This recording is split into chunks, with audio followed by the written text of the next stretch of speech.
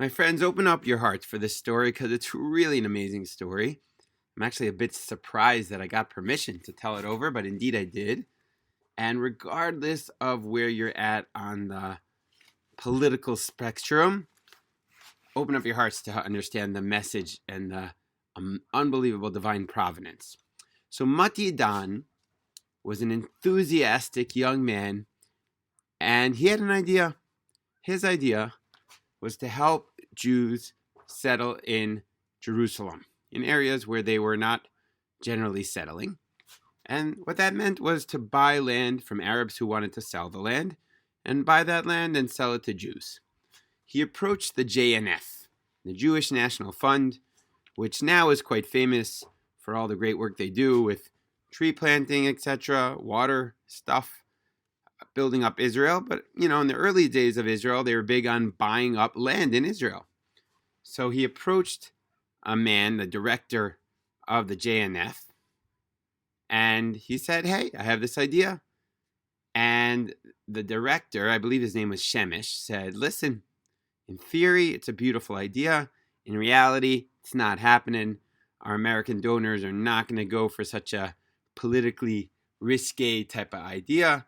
Sorry, you're going to have to find someone else. But I'll tell you what, I actually have a guy.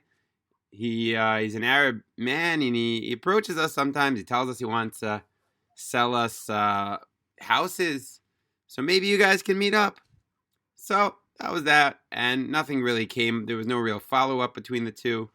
And life went on. A few years later, Mati Dan is engaged, and he was going to meet his fiancée in the central bus station. So he goes to the Jaffa Gate, and he's running a little late. He figures, I'll take a cab. So he goes where they still stand, the generally Arab taxi cabs. Goes to the first guy and says, hey, I'm in a rush. He says, sorry, I'm on my coffee break. Goes to the second cab. Sorry, I'm waiting for a tourist. Goes to the third cab, and he's real pleased. He's already putting his stuff in the car. And the guy's like, get out of here. Who gave you the right to touch my car?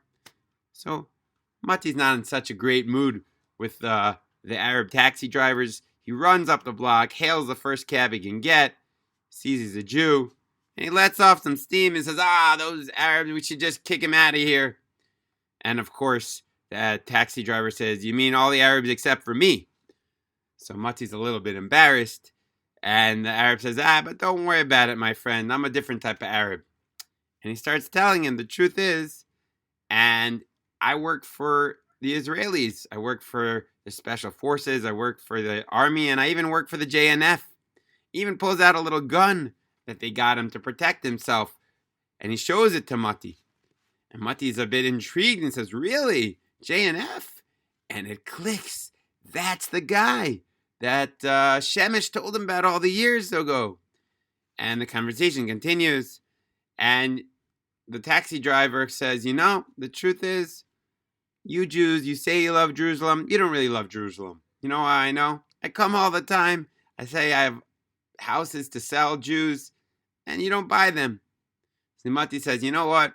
From now on, you come to me. I'll talk to my people. You talk to your people, and we'll make a deal. And that's what it was. In fact, about 30 to 40% of the houses which were bought in the Muslim Quarter, in Siloam, different areas which now have Jewish presence, happened because of this one connection that Mati Dan made.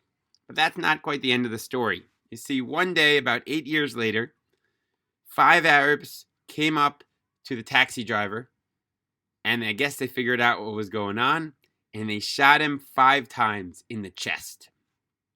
And they thought he was dead. But somehow, miraculously, he was taken to the hospital, and he survived. And the doctors took out from his pocket Tehillim.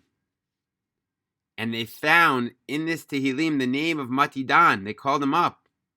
And this Tehillim was what stopped the bullet from penetrating his heart and killing him.